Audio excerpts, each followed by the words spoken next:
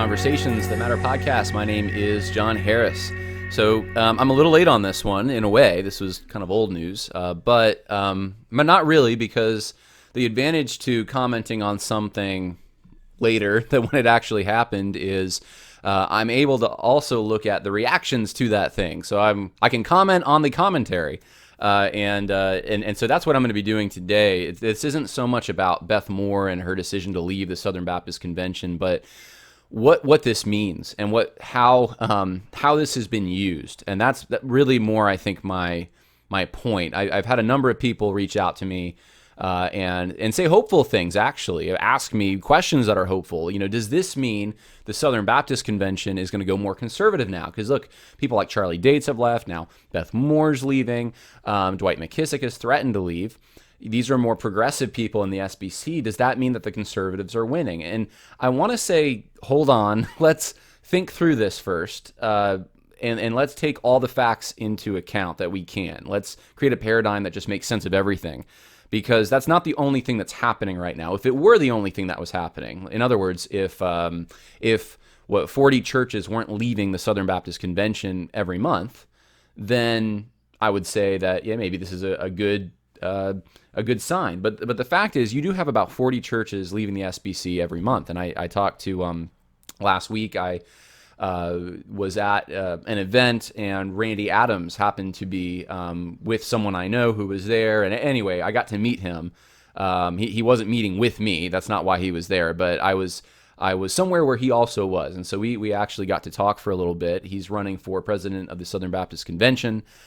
He's a conservative. I got really encouraging conversation with him. As some of you may well know, another gentleman named Mike Stone's also running on a more conservative ticket, if you want to call it that. And so you have Randy Adams and Mike Stone, and then you have, I think in more the progressive camp, you have Linton, who's definitely more progressive, and Moeller, who's not quite as progressive as Linton, but still I would put him in the progressive camp. And that's really more because of the way he's managed Southern Baptist Theological Seminary. And some of his statements, like even last year, that every single American institution, he said, was had, what did he call it? Systemic racism was, part of every single American institution. That's what he said. And 3 years ago, saying that, the stain of racism will never be gone from the Southern Baptist Convention until heaven. I mean, these are pretty, if you really think through what he's saying, they're pretty radical statements. And I've talked a lot about Al Mohler before, so I'm not going to rehash all of that now. But I would put Mohler a little more in that progressive camp. The way that he's allowed Matt Hall and Jarvis Williams to teach on campus without calling for any kind of apology or retraction or anything like that. I mean, that should be enough to show that he doesn't have the fighting spirit to be able to stand against what's coming. And so anyway, I was with one of the more conservative candidates, Randy Adams, and he said, yeah, 40 churches about, that's an estimate, but it's based off of some hardcore facts he knows. He knows in some of the conventions how many churches are leaving. And so if you just extrapolate those numbers, he said it's probably about 40 churches a month. And that means that they're not leaving over the same reasons Beth Moore's leaving. They're leaving, according to the people on the ground, over the liberal drift. They're leaving over critical race theory. Those are cited reasons that a lot of them are giving. They're leaving over soft complementarianism and egalitarianism, and just the inability of the convention to police people like Russell Moore and to stop him from doing what he's doing with the Ethics and Religious Liberty Commission, and Kevin Ezell at NAM, and all the waste going on there, and the planting of woke churches. And so it's a lot of things, but it really is the social justice stuff. If you really want to break it down, that's why most of the churches are leaving. So when you have a high-profile person like Beth Moore come out and say, hey, I'm leaving the Southern Baptist Convention, and kind of signaling that it's because it's gotten too conservative or something like that, it almost reminds me a little bit of like, I think it was like Arlen Specter years ago, this Republican, but progressive Republican from Pennsylvania, talking about how like the Republican Party left him. And you're thinking like, really? Because I'm pretty sure that you're the one on the left here. You're the one that's gotten more progressive. And I think it's similar in this scenario. Beth Moore's been drifting progressive, and she's acting like she's the one that never changed. It's the SBC's changing.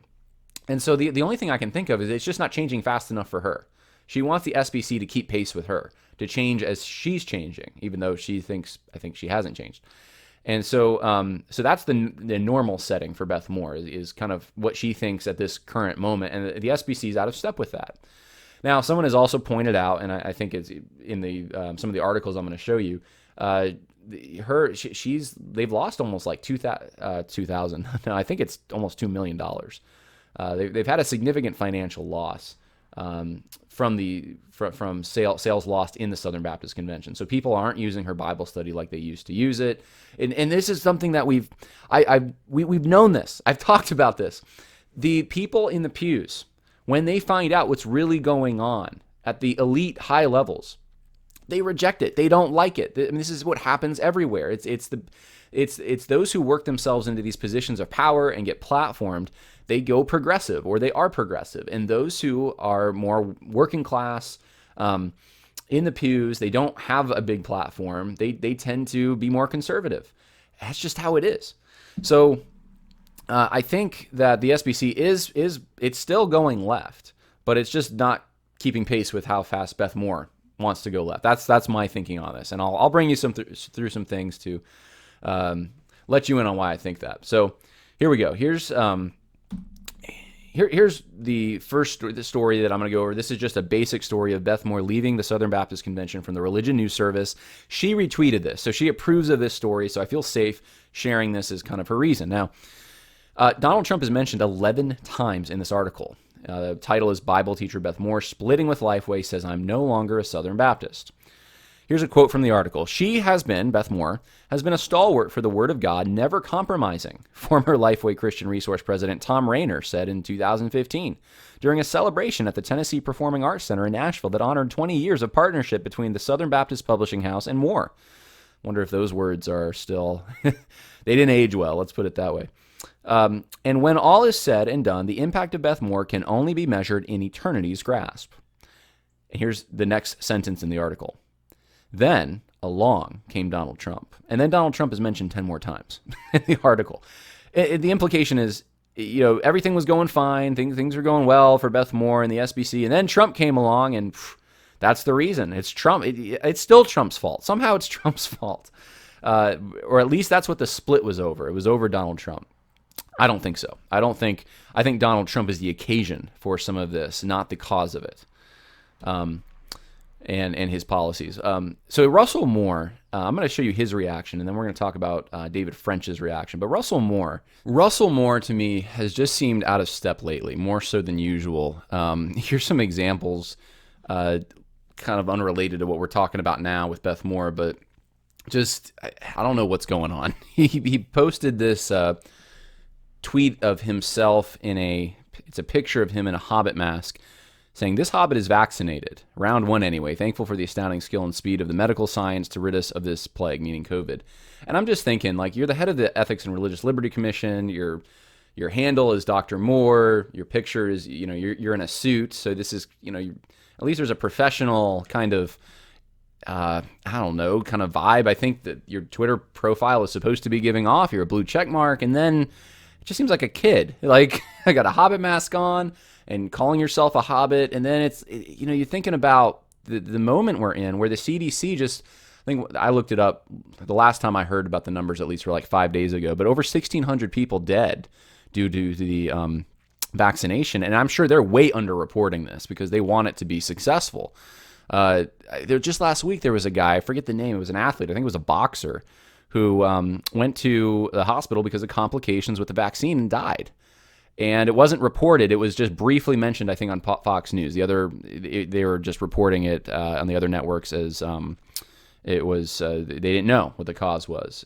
So this is happening, and so you're the ethics guy for the ERLC, and you're giving your approval to something that just really has not been fully vetted and tested yet.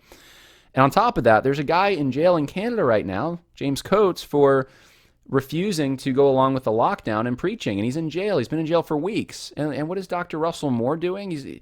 Any concern that this could come to the United States? Well, actually, here's what he says on his previous newsletter.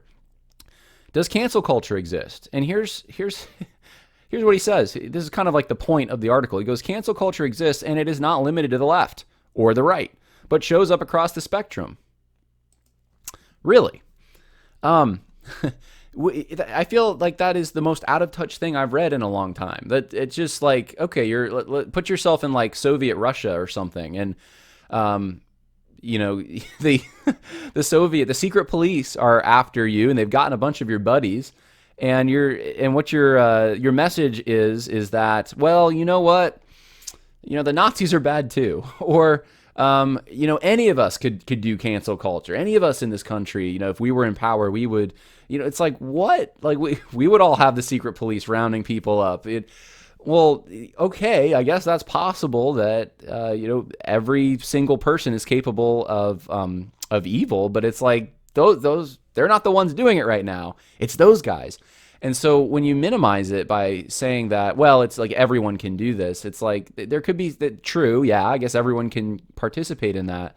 But there's a reason the particular strain of cancel culture that is affecting us now is coming directly from the left. And the left has the halls of power, whether it is political power. They own elections now practically. They have the media. They have Hollywood, the academy, now the medical science. They've taken over everything. And they're the ones that will get you fired from your job. Look at the documentary we just put out there. And a lot of other people are coming forward now and saying, yeah, similar things happening to me. I'm a Christian. I didn't back down. Or I said, maybe you're not even a Christian, but you just didn't go along with the narrative. You're canned. Your life can be destroyed. And it's okay because you have all these interlocking institutions that will support that decision. And it's for things that are weird. It's not, this isn't, these aren't drastic things. It's not like, well, that person, was a pedophile and it's proven. We went through due process and they need to lose their job. It's not that. It's canceling cartoon characters and, people who just, in the case of Juan Riesco, just, I wouldn't put a black square on my profile. Am I free to do that without my business being completely destroyed and losing all my business contracts? The level of, it's not just what they're canceling, it's the level of outrage that they have. The ways that it's such a broad field of things that offends them. And then they go after it with an intensity which is just honestly reminiscent of like the cultural revolution in China. It's not quite there yet, but it's getting there. And you could see it going there. So for Russell Moore to just kind of be like, well, conservatives can do it, liberals can do it, cancel culture, everyone has, no, we're talking about something very specific right now that's different than it was 5 years ago, 10 years ago, even 1 year ago. So I shouldn't belabor that point probably too long, but I'm just saying Russell Moore, for a guy who's in charge of the Ethics and Religious Liberty Commission, that's his job, to be this out of touch with things that pertain to ethics and religious liberty, it's incredible. It's absolutely incredible. And Southern Baptists should be incensed about this.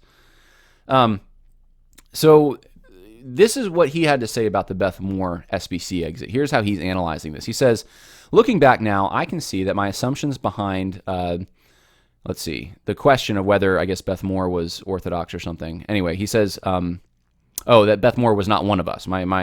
So he's looking back at the people who have said that Beth Moore is not one of us, and she's not part of the theologically rigorous confessional tribe. He's looking back at people who said that years ago, and he's saying, I was wrong to not correct them.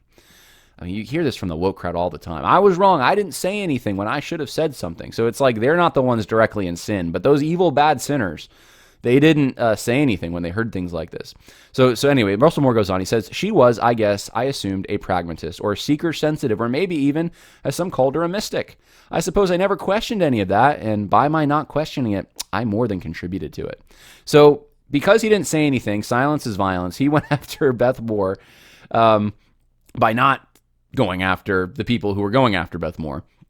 And he follows it up. He says, but I really did not know Beth Moore until two world-shaking realities came to define much of my world. Can you guess what they are? Donald Trump and church sexual abuse. She and I saw these things much the same way. And both of us were, I think, surprised to see that so few other people did. So here you have Russell Moore, who's not a relation to Beth Moore. They're not related directly, at least closely. And he puts out this newsletter, basically, when Beth Moore leaves the SBC, saying what's the implicit attribution here? He's attributing it to, well, maybe it's Donald Trump, maybe it's the sexual abuse thing, because we know that she's not a pragmatist or seeker sensitive or a mystic. She's confessional. I mean, that's what Russell Moore's saying. She's solid. There's really no reason for her to leave a solid organization if the SBC is supposed to be solid. So what was it then that made her leave? Well, it's the same pressure Russell Moore's getting. It's Donald Trump and church sexual abuse. I mean, and it gives them the moral high ground. And that's what I want you to see. This whole thing is being used by the progressives in the Southern Baptist Convention because they're not focused on the 40 churches leaving every month. They're not focused on the little guys who are saying, we don't want the social justice nonsense, we're out of here. They're focused on people like Beth Moore. And they're using this situation and the situation with Charlie Dates and others to say, look at these higher profile people and how they're going out of the SBC with a big fanfare, big noise, all sorts of articles about it. And their analysis is that, well, she's justified somehow. It's not, her moral reasoning is correct. She's solid. She's orthodox. It's not those things. It's not doctrinal in that way. The real problem is because she's took a moral stand, a courageous stand against Donald Trump, that kind of thing. That's what they're using. And so what does that mean? The implication of that is that those who supported Donald Trump, like people in the Conservative Baptist Network and others, they're the problems. They're the ones that forced poor Beth Moore to leave the Southern Baptist Convention. They chased her out because they're so mean. They're the problems, and they need to be done away with. Something needs to happen to them. I mean, that would be the implication, and if you were trying to do something to remedy this horrible situation that someone orthodox and loving and everything is leaving the convention, they're making Moore into a victim. They're making this millionaire, Beth Moore, into a victim of evil Trump supporters who don't have, the vast majority of them, even 10% of the money she has. I mean, it's kind of like, think about like what happened just recently with Oprah and Prince Harry and Meghan Markle, and just making them into victims when they're like, you're millionaires. Like how you were born into, like Prince Harry was born into privilege, but now they're trying to throw their family under the bus. And Beth Moore, something similar is happening. There's a similar dynamic working itself out here. I feel it. I sense it. I see it. Russell Moore on Beth Moore's SBC exit. Here's some more quotes. And Beth and I found ourselves confronting the same issues of sexual abuse and assault within the church. She as a brave survivor of such, and I as someone trying to equip the church to prevent such and to minister to people who had survived it. I think I was and am surprised by the level of opposition to morally defining and opposing this scourge. And I don't think Beth was surprised at all. Really? There were people just so opposed to they wanted to support sexual abuse, so they opposed the people that were against it. Oh, come on. No, people were opposed to leaving due process out of the picture. They were opposed to the standpoint theory that says because you survived sexual abuse, you're an expert on it now. No, the Word of God gives us clear indications about what to do in these situations, and it doesn't come from someone who's just a survivor of it. And I mean, these are the kind of critiques that you'd hear. It wasn't that everyone's in agreement that sexual abuse is wrong. Everyone of any consequence in the SBC would be agreement. But now Russell Moore is implying there's this group of people, I guess they think sexual abuse is okay. They're the ones that they chase Beth Moore out of the convention. So terrible, right? He continues, those who were the most adept at drawing boundaries were sometimes the most spiritually immature. Some who could identify and pounce on anything that might be deemed theologically suspect, even on what were sometimes far from essential issues, were given over to constant rivalries or to fits of rage or to alcoholism. Some who were thought to brace in standing up to the enemies of faith. And anyway, okay, so basically what he's saying here, that there's hypocrites. There's also hypocrites. There's people that are for sexual abuse, supporters of Donald Trump, and then religious hypocrites. They're the problems. He says, does Beth agree with me on everything? By no means, but who cares? Okay, so now I guess it doesn't matter. Agreeing on things doesn't matter. Okay. My best friend in Christ disagree with me on all kinds of things. Church polity, eschatology, also tongues, and the way we do social political engagement, but whatever. So he's minimizing. He's saying, well, there's all sorts of things we disagree on. It doesn't matter. Beth Moore might have some different views on some things, but they don't matter. But I guess if you disagree with Beth Moore and Russell Moore on the way they approach sexual abuse by believe women, and let's just believe without due process, that kind of thing, well, that makes you a horrible person. So Russell Moore, he's the hypocrite. He doesn't even believe what he's saying here. He does prioritize some things that you cannot disagree with, and they're not just doctrinal. They're not just things you'll read in the Baptist Faith and Message. They are, of a more political nature, or they're important things. They certainly are, but they're, don't give us this whole, it's fine to disagree. You can disagree with Beth Moore, and it's fine. Those things don't matter. No. And I'm about to show you in a minute the things that Beth Moore is out of step with SBC doctrine on, or at least most of the people in the SBC on. This is a political hack piece. I'm sorry.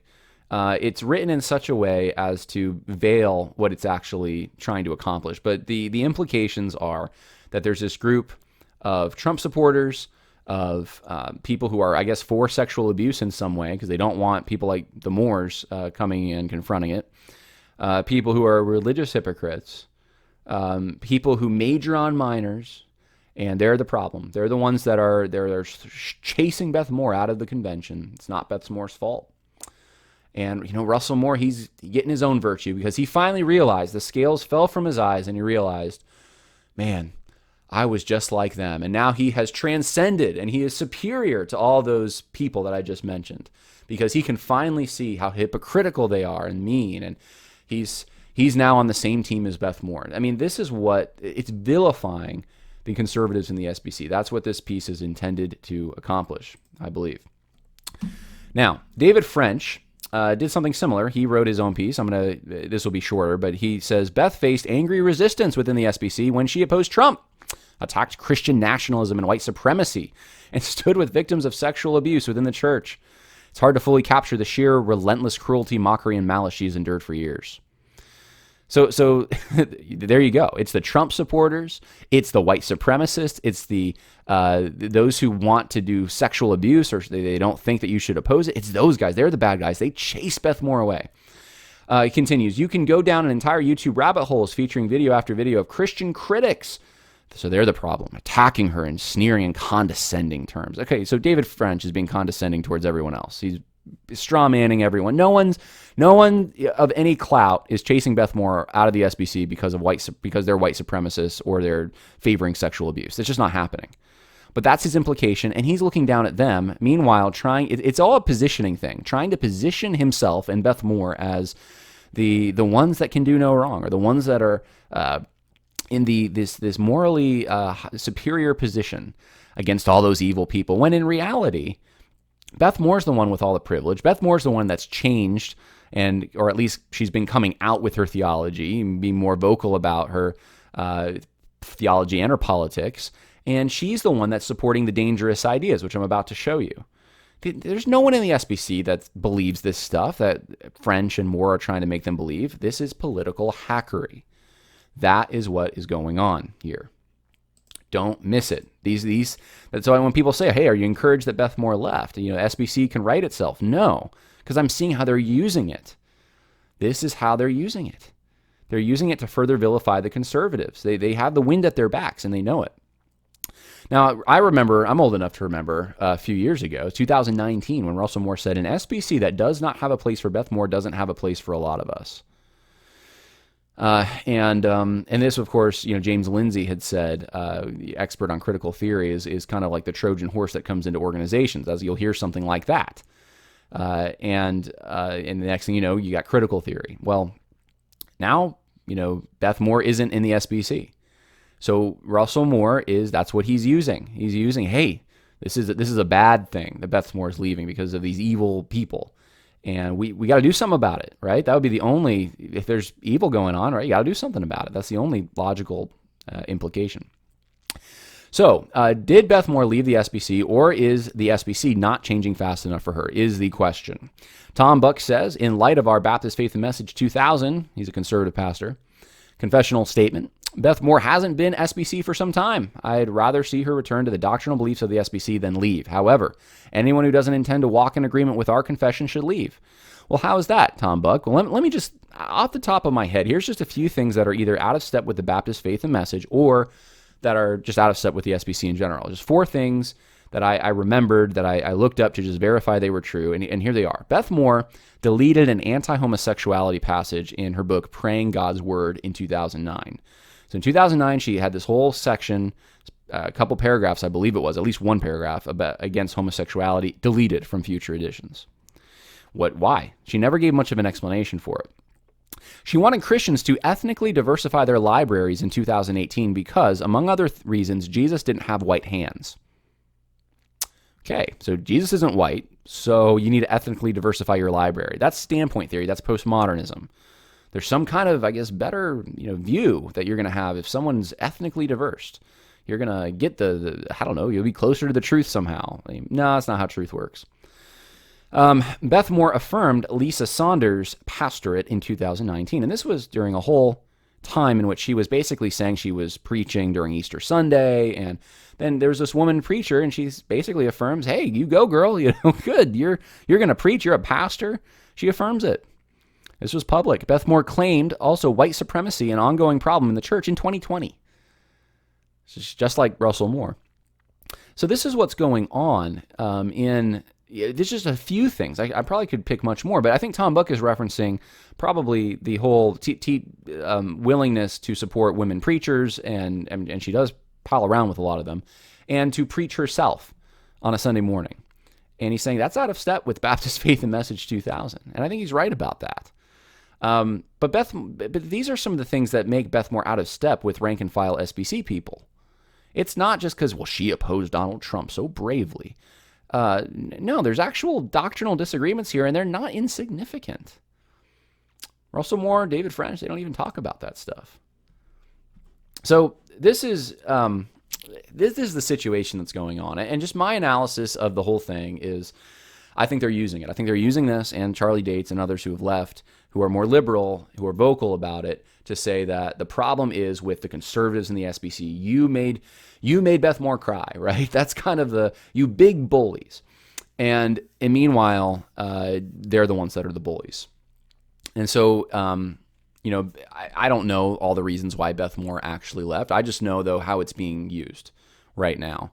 And it's not an encouraging thing. You don't get the sense that David French or Russell Moore are afraid that the SBC is being hijacked by conservatives. I mean, they're writing like they have the wind at their back. Like they can, they're going to put the nail in the coffin. They can guilt these conservatives out of the convention somehow or neutralize them in some way. And I do think that's the whole plan here. If they were really scared, they would be. Russell Moore would be talking about leaving the convention, or he wouldn't be writing pieces like this if there was such a resurgence in conservatism or something. You'd think the guy wants to keep his job, at least on some level. So that's my analysis of that. I'm not feeling what some of you guys are feeling. I'm sorry. Some of you guys think this is great. The SBC is being more conservative without Beth Moore. I don't think that's the case. I think, I don't think it's that significant for the SBC. Moore didn't have an official title or anything. She had her own platform, honestly, apart from the SBC, but the SBC did a lot through Lifeway to publish her books and to really carry her platform forward. But she doesn't need them anymore, really. I mean, she has her own platform. If anything, the SBC kind of needed her to make money and sell books, and now they don't have her. So I think in this relationship, the SBC is the one at the disadvantage, not Beth Moore. So those are my thoughts on this. My political analysis, I guess, if you want to call it that, because it is a political situation. Honestly, it is going on in the Southern Baptist Convention. If you're conservative, man, just keep on, or a woman, keep on fighting. You got some good conservative candidates that are stepping up, it seems like, and hopefully, my prayer, my hope is that the Southern Baptist Convention can restore itself in some way, that there can be, but it's going to take stage 4 chemo, and if that does not happen, in this next election. I think there's no way you cannot, in good conscience, and it's just my opinion, I don't think you can in good conscience stay in the organization. You'd have to get a president who's willing to apply stage 4 chemo now, because it needed to happen yesterday. But that's just my opinion on all of that for all you Southern Baptists out there. So hey, keep fighting, and pray that the Lord does what His will is in this. I don't know what that is. Maybe it's to form another denomination. Maybe the stage 4 chemo can be applied somehow. But anyway, hope you enjoyed that. God bless. Till next time.